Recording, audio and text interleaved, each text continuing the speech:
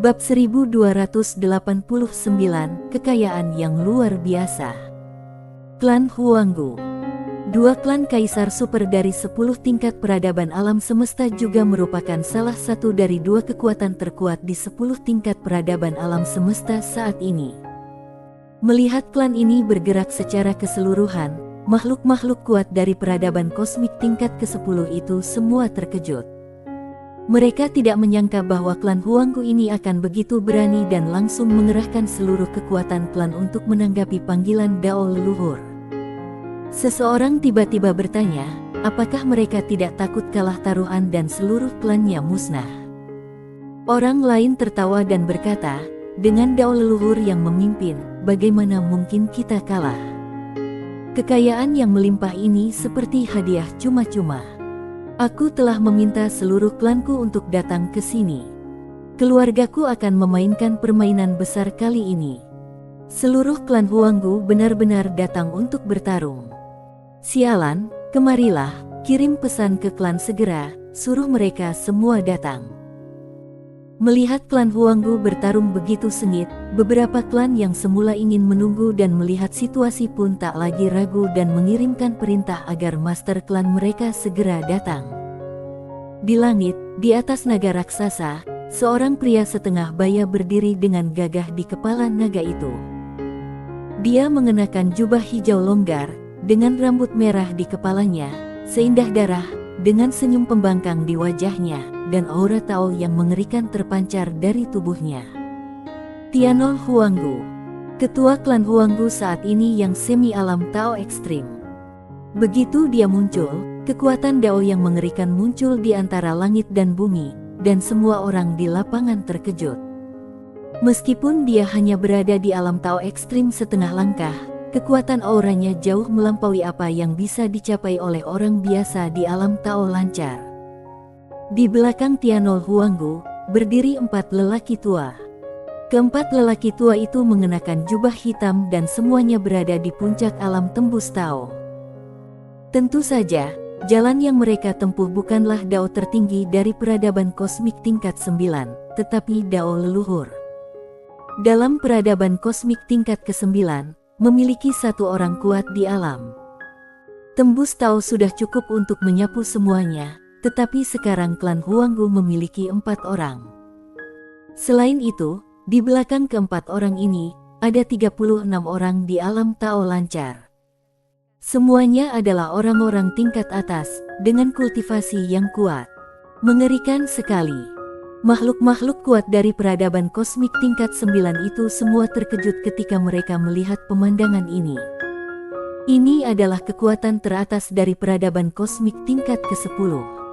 Sang pemimpin, Tianol Huanggu, menatap pintu masuk makam di kejauhan dengan senyum tipis di wajahnya. Dengan kekuatannya, dia tentu tahu sesuatu tentang tempat ini. Di dunia ini, selain mereka yang mengikuti Dao, ada juga beberapa orang yang menentang Dao. Tetapi, orang-orang yang menentang Dao ini pada dasarnya tinggal di makam langit dan jarang keluar. Oleh karena itu, dia tidak pernah berurusan dengan mereka yang menentang Dao. Kali ini dia mengerahkan seluruh kekuatan klan, hanya untuk mengambil risiko. Lagi pula, siapapun yang datang ke sini bisa langsung mencapai pencerahan. Selain itu, ada Dao leluhur yang mendukung. Siapapun yang tidak datang adalah orang bodoh. Tentu saja, dia tidak akan pernah meremehkan para anti-Tao ini. Mereka melawan tekad Dao, tetapi mereka masih mampu bertahan hidup. Ini sudah cukup untuk membuktikan kekuatan mereka. Bang! Pada saat ini, di langit sebelah kanan, ruang dan waktu tiba-tiba mulai mendidih. Tianol Huanggu menoleh dan melihat langit tiba-tiba terbelah, lalu sesosok monster raksasa perlahan berjalan keluar. Kera pemindah bintang. Kera pemindah bintang ini tingginya ribuan kaki, seperti gunung, dengan lengan seperti pilar dan mata seperti 2 bola api. Saat dia melangkah keluar, setiap langkah yang diambilnya akan menyebabkan langit dan bumi bergetar hebat, seperti gempa bumi besar. Klan Taixuan. Salah satu dari dua keluarga super peradaban kosmik tingkat ke-10 yang setenar klan Huanggu. Seorang pria paruh baya berdiri di atas kera pemindah bintang. Dia mengenakan jubah sederhana dengan rambut panjang terurai di bahunya. Dia meletakkan tangannya di belakang punggungnya dan dengan senyum tipis di wajahnya, tampak sangat mengesankan. Yopa Taixuan, ketua klan Taixuan saat ini juga setengah langkah menuju ranah Tao ekstrim, kultivasinya serta bakatnya tak tertandingi. Di belakangnya, ada 4 lelaki tua dan seorang wanita cantik, semuanya berada di ranah tembus Tao, dengan aura yang sangat kuat. Dan di belakang kelima orang ini, ada 40 lelaki kuat di ranah Tao lancar. Seluruh klan datang untuk bertarung. Melihat barisan ini, orang-orang kuat dari peradaban kosmik tingkat 9 di lapangan semuanya terkejut. Ini adalah peradaban kosmik tingkat ke-10. Tianol Huanggu tiba-tiba menatap Yopa Taixuan dan berkata dengan tenang, "Kupikir kamu tidak akan datang." Haha. Yopa Taixuan tertawa terbahak-bahak dan berkata, "Bagaimana mungkin klan Taixuanku tidak menerima kekayaan yang melimpah ini?" Dao leluhur secara pribadi memerintahkan, jika klan Taixuan tidak datang, bagaimana mereka akan bertahan hidup di masa depan. Terlebih lagi, Dao leluhur secara pribadi berjanji bahwa mereka yang datang untuk berpartisipasi dalam pertempuran dapat memperoleh pencerahan di tempat jika klan Taixuan tidak datang. Setelah pertempuran hari ini, klan Taixuan tidak akan dapat lagi bersaing dengan klan Huanggu. Dia harus datang. Dia tidak berani untuk tidak datang. Tianol Huanggu melirik Yopa Taixuan dengan acuh tak acuh, lalu berbalik dan melihat ke arah alam makam langit yang tidak jauh. Sebenarnya, dia sedikit bingung. Para anti-Tao ini telah hidup damai dengan Dao leluhur selama bertahun-tahun. Mengapa Dao leluhur ingin memulai perang ini sekarang dan membunuh semua anti-Tao ini? Apa penyebab perang ini? Dia bingung, penasaran, dan tentu saja khawatir. Akan tetapi, sejak memilih untuk mengikuti arus, maka ditakdirkan untuk mengikuti arus dan tidak dapat menolaknya. Semua kekuatan dan kultivasi berasal dari Dao leluhur, beraninya kamu menentangnya. Semakin banyak orang kuat muncul di lapangan, termasuk mereka yang berasal dari peradaban kosmik tingkat ke-10 dan peradaban kosmik tingkat ke-9. Semua orang yang merasa mampu telah datang. Apa daya, godaan janji Dao leluhur terlalu besar. Tentu saja ada juga yang datang karena melihat yang lain datang. Seperti halnya anjing di desa, setiap kali ada yang menggonggong maka anjing yang lain ikut menggonggong. Meskipun banyak orang, tidak ada orang yang berinisiatif mengambil tindakan. Semua orang menunggu. Tunggu hingga Dao leluhur muncul. Di dalam wilayah makam langit, Kaisar Jun berdiri di depan Laut Pahit, dengan tangan di belakang punggungnya dan matanya melihat ke depan, tidak tahu apa yang sedang dipikirkannya. Apa yang sedang dipikirkan kakak kedua? Sebuah suara datang dari samping. Yang datang itu seorang perempuan, dia ketiga. Kaisar Jun memandang ke seberang Laut Pahit dan bertanya, apa yang ada di seberang laut? Wanita itu berjalan mendekatinya, memandang ke seberang Laut Pahit, tersenyum, dan berkata, itu hanya lingkaran lainnya. Kaisar Jun berkata, bagaimana kalau tidak? Wanita itu menatap lautan penderitaan dengan tatapan tegas, itu pasti.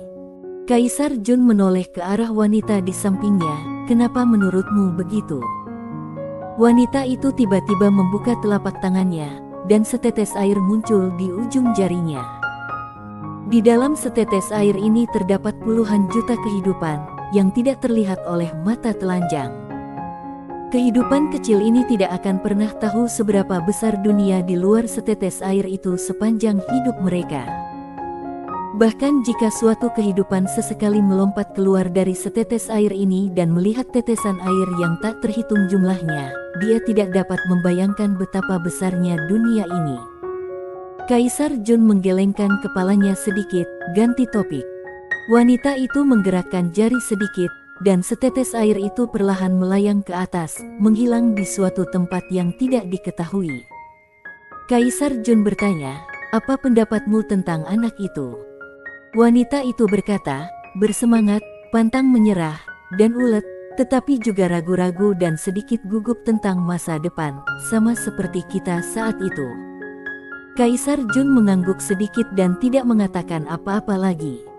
Wanita itu berkata, "Kakak kedua, menurutmu apakah motivasinya menjadi saudara angkat dengan adik kelima dan yang lainnya tidak murni?"